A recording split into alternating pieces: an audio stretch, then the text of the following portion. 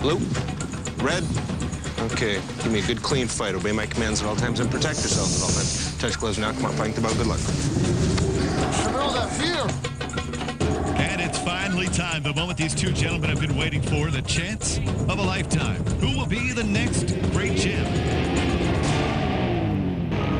Welcome back to Los Angeles, California. Chris Rose and Joe Martinez ringside as we are getting ready for the bout between that man, Jimmy Mintz, and 20-year-old Rene Armijo. These fighters, well, to put it lightly, do not like one another. We'll see if that transpires in the ring. $25,000 and a spot in the semifinals on the line. The first of 4 rounds underway. And Joe will have to keep an eye on Rene Armijo. Very emotional fighter. Sometimes that gets the best of him. Yeah, he is young, but, you know, I look forward to seeing him fight this one. It's a good matchup for him. He's got an experienced fighter in the ring, so it'll be nice to see how he responds to experience this time. Armijo, the lone southpaw in this competition, kind of gets thrown away there by Jimmy Mintz. John Shorley, our referee, by the way. Armijo trying to land a combination early. Certainly the one on the attack so far. And you'll see Jimmy Mintz, he'll put up that guard and he'll take a couple punches, but he's a very technical fighter, knows how to work the jab and knows how to get his shots in when he needs to. Mintz, of course, won a decision over Otis Griffin. And there's Mintz with a left, and then he misses with a big right and a left. Tough to hit that kid wobbling around in the ring.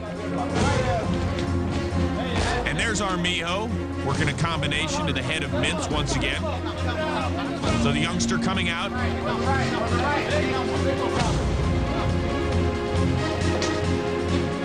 Missing with the left, though. Mintz missing as well. There's a nice shot by Jimmy Mintz. A good strong right hand, a counterattack that time from Jimmy Mintz. And Armijo lands a left, and then a couple of the Now back here, okay? Mo Larry Curly punches to the back of the head, if you will, of Jimmy Mintz there.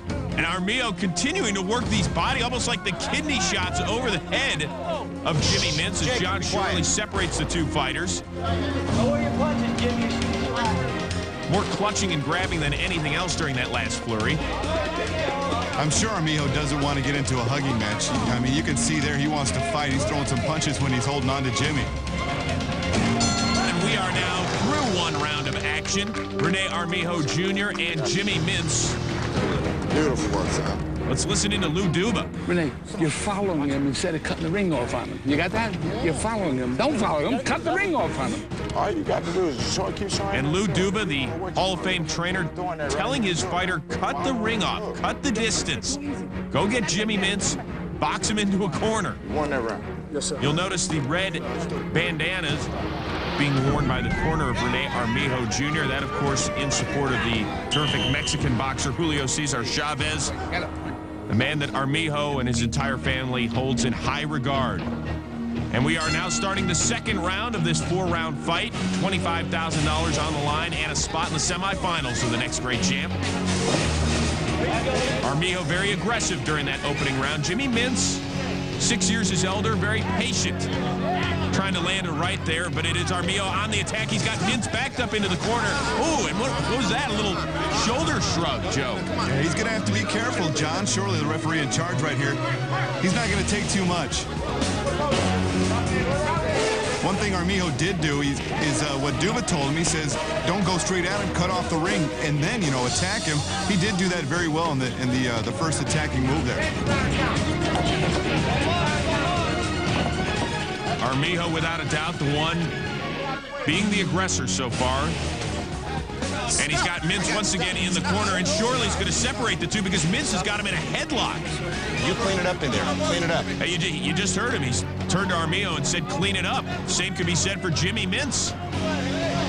Stop, stop, stop. And Shorley again separates the two fighters. Hey, both, come here.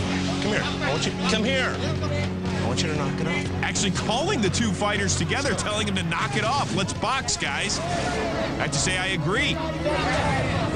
Armijo again Almost trying to work a little rope-a-dope, dropping his hands and inviting Mintz and then attacking with a flurry. He cannot afford to do that at this point. He's too young of a fighter to be that cocky.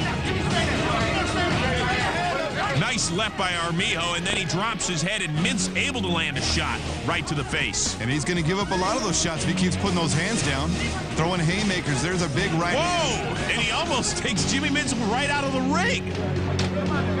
That was more wrestling than boxing move, and it's taking Mintz a few seconds just to untangle himself.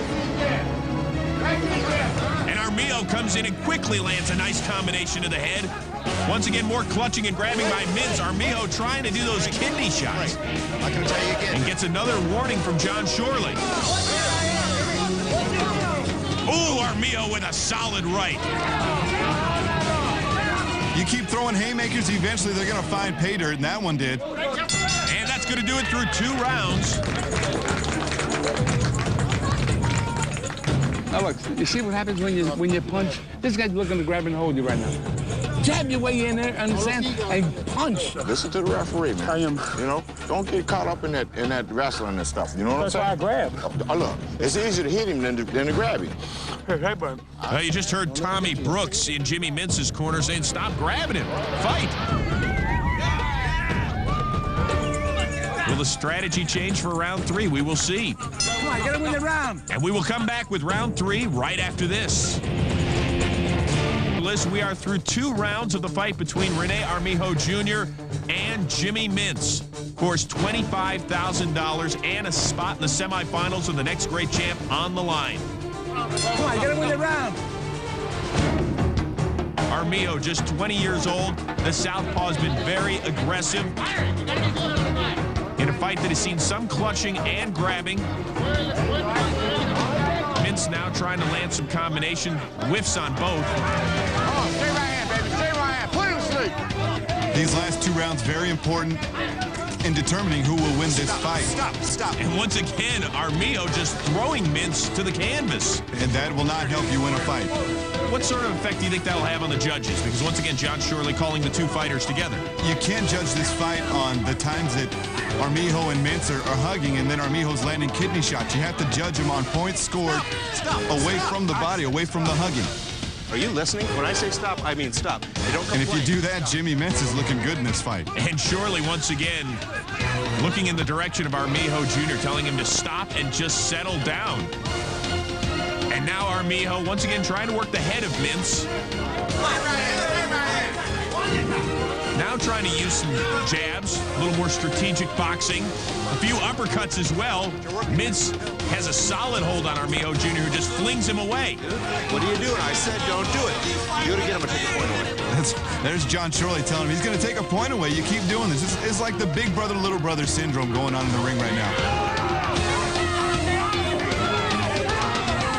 Mintz has landed very few punches through the first 2.5 rounds here.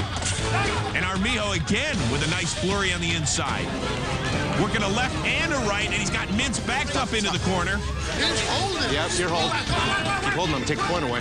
Armijo Jr. showing a bit of frustration because Mintz is holding him, and we are now through 3 rounds. Jimmy Mintz at this point, Joe, I would say he's just more or less just holding on. He's being very technical, and it's getting Armijo frustrated. You can see him, and that's in this final round he's going to have to stay composed, and he cannot let his emotions get the best of him. Remember that Rene Armijo Jr., his father, Rene Sr., actually handpicked Jimmy Mintz to fight his son in this quarterfinal. You think he has any regrets? I think we'll find out after this round. It is the 4th and final round, $25,000 and a spot in the semifinals on the line between these 2 fighters. Once again, it's well documented they don't care for one another. Mintz trying to work a left and right combination. And it's Armijo again on the attack.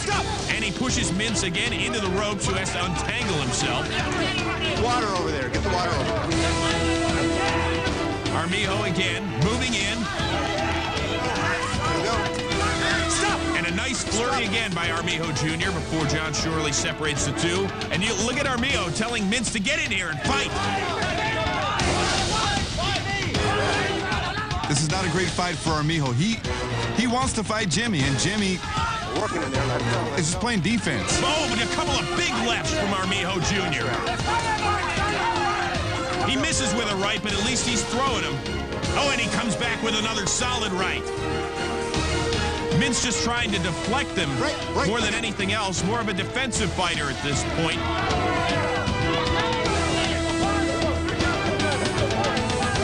And Armijo now trying to work the body of Jimmy Mintz.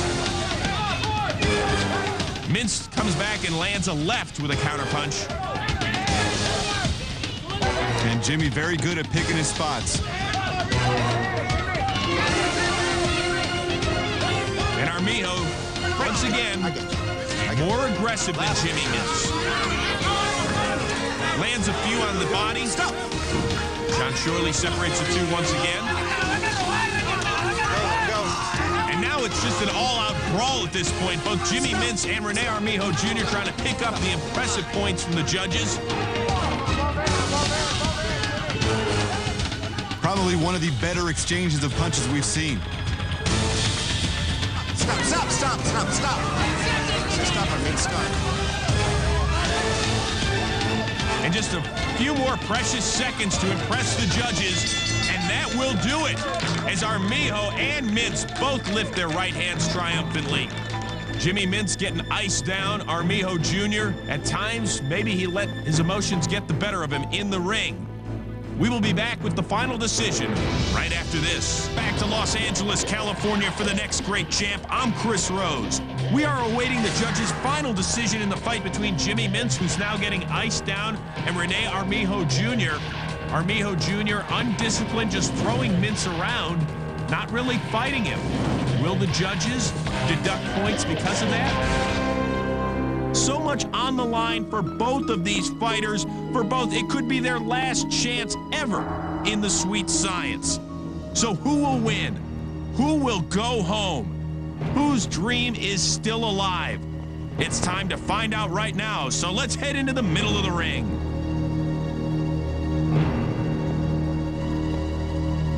We have a unanimous decision. All three judges, Jerry Cantu, Tony Krebs, and David Denkin, score the bout 39-37 for your winner. And still undefeated,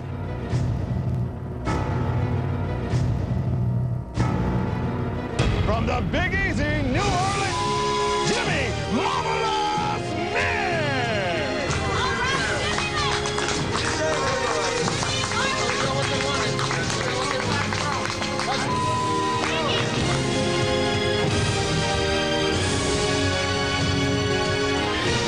Rene was pissed off. He said, you know, he ran out the ring. He realized his dad picked the wrong person when he picked me to fight. Did he choose the wrong fighter to fight? Obviously so. Yeah, come get me. Yeah, I was a little surprised that Rene was such a poor sportsman about it. You know, but then again, he's young. I'll give him a call after this and hopefully enlighten him on how to act after a fight. Hey, Rene. What? Can we talk to you for a second? Well, come follow me. Want good TV? Come get me. My hat goes off to him. Definitely my toughest pro fight. For once, I'm at a loss for words. Decision was not a good decision. He was grabbing, holding, having him headlocks. Not once did the referee warn him. Not once did he take a point away. What the hell kind of referee is this, for Christ's sake? He wanted to fight out there, let them fight. He was looking to fight. I'm very proud of my culture, of my heritage, and of my sport. A sport in which two men meet each other and engage in a fight, in a brawl, in a war, in a battle. He didn't want none of that, you know? I came to fight, I came for battle, and he ran like a little girl. Held and ran, and, you know, when it was time to go at it, he held. He came more to brawl, but when you get offset like that and you get frustrated, you know, he couldn't do nothing, and that's kind of like Mike Tyson biting Evander Holyfield's ear. He felt like there was no way out. It's impossible to box when you're this close to somebody. I'm just trying to fight. Whatever I can hit. What's done is done. This is most definitely not the last you'll see of me. Only 20. I have a lot of pride in everything I do, and when they announced that decision, I felt like I got kicked in the nuts. episodes left on the next Great Champ. And next time, the final 4 boxers will all fight for survival. 2 will be sent home. 2 will advance to the finals, where they will compete for $500,000, a contract with Golden Boy Promotions, and a real WBO title fight. It's the biggest fight of their lives.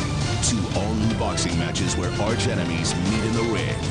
Next time on the next Great Champ.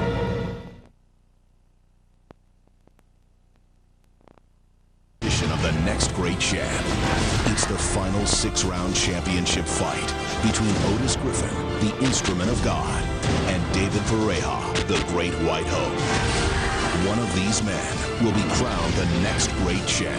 At stake, a professional boxing contract with Golden Boy Promotions, a $500,000 payday, and a WBO title shot. Live December 3rd on Fox Sports Net. It's the championship bout everyone has been waiting for.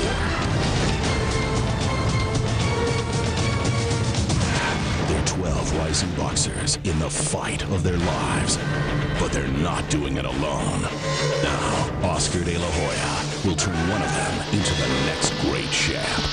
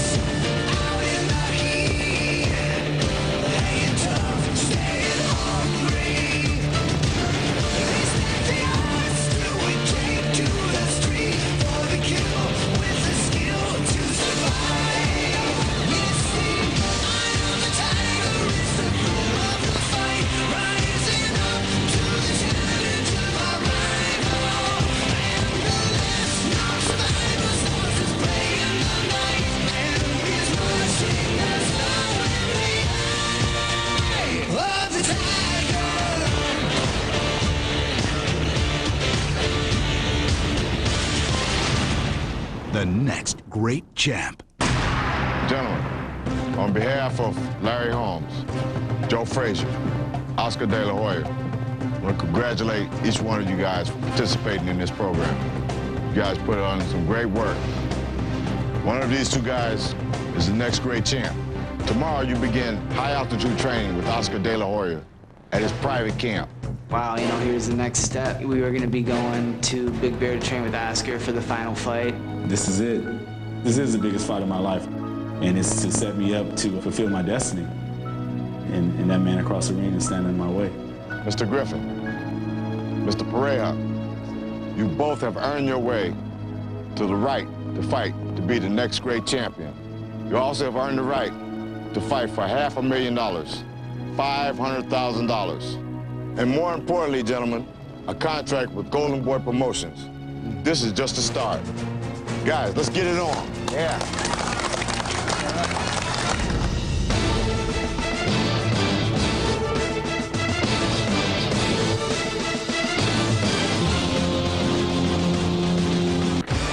Big Bear Lake is Oscar De La Hoya's training camp outside of Los Angeles. And me, David Pareja, we posseed up and then over to Oscar's house. Hey, champ. How's it going? Champ is here. What's up, Oscar? Welcome to my training camp. Thanks for having us. It's nice to be here. Good to see you, man. Awesome. Congratulations, both of you guys. Thank you. Made it to the final round? Yes, sir. How do you guys feel, man? Feel good. Yeah. Well, I thought we'd do a little training up here. Okay, I'm here, and I'm gonna do whatever I got to do to get there. If it means, you know, wrestling a couple of crocodiles or breaking a couple arms or whatever, then I'm gonna do it. Let's go and show you my gym where it all happens. The reason why I have this gym right here in my home, you know, I wake up, walk straight to the gym. You know, I eat, sleep, think boxing. Right. You know, when I'm up here. 2 whole months straight, I'm just focused on boxing, and you know, I didn't build the fancy facilities and have it right in my garage. You know, there's no cars in there. I have my ring in there. So, this is where we'll all do it. Cool. That's what I'm talking about. You know how much blood, how much sweat to get those belts? Oh, yeah. 1, 2, 3, 4, 5, 6, 7, 8 belts. Wow. I didn't really think that Oscar would have like a big training facility and living quarters. I thought that he would have more than he did, and it would be more than a little garage type atmosphere. Yeah, this is where it all starts. You bring all your sparring partners in here and all and do everything in here. I'm looking forward to getting the WBO. Whoever's in front of me, I'm gonna crush him. We're working on muscle memory. We're working on the legs. These guys don't know what kind of a beast I am in that ring. Making sure we put our head down. It's lower than normal. I'm just gonna beat his body. I'm just gonna beat him into submission. See me, I've been fighting 12 years now, professional. And I learn something new every single day. Otis makes a lot of mistakes in the ring. Over the period of a 6-round fight, I'll be able to capitalize more off of the mistakes he's making. David is doing something out of the ordinary. He actually, instead of being his normal confident self and relaxed, now he's trying to be an intimidator. In actuality, he's really worried.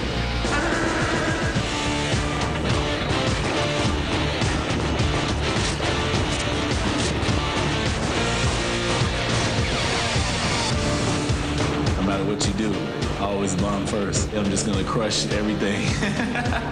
Pop, pop, pop, pop. There you go. This is definitely the biggest fight of my life. Dave Pareja, he's not a great boxer, but my goal is within my grasp, and now I got to turn it up even another notch. Everything I've worked and I've trained for, it's at stake. We'll go head up like men, and I will be victorious. I'm not gonna lose. The only thing I see is victory all the way to the end. It's an art form. It is art. You know, to me, I can put paint underneath my boots and that's my canvas. Just paint, you know, paint a nice little Picasso, you know. You know, that's the way I see it.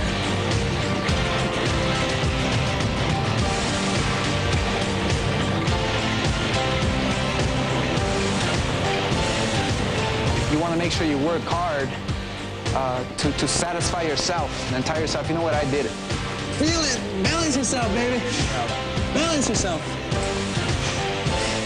Life is not easy. Being a boxer is not easy. But when you train hard and you do things right, you make it easy. You want to make sure you tell yourself, I didn't leave anything in the gym. I didn't do a half-assed job. I did it right. And I'm satisfied with myself.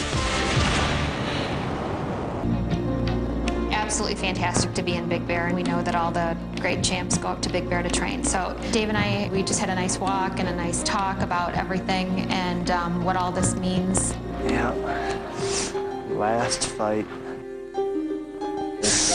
Everything you've wanted. Everything I've been waiting for. When you fight Dave, you make it look easy. Beautiful, beautiful boxing. Yeah. Dave's been an amazing investment. And even though I'm the primary breadwinner, he still is a very hard worker. Well, I know, too, that it's been hard on you, the fact that I've been taking care of us financially. I know that's bothered you. She's been a true help to allow me to get to this point. It's going to be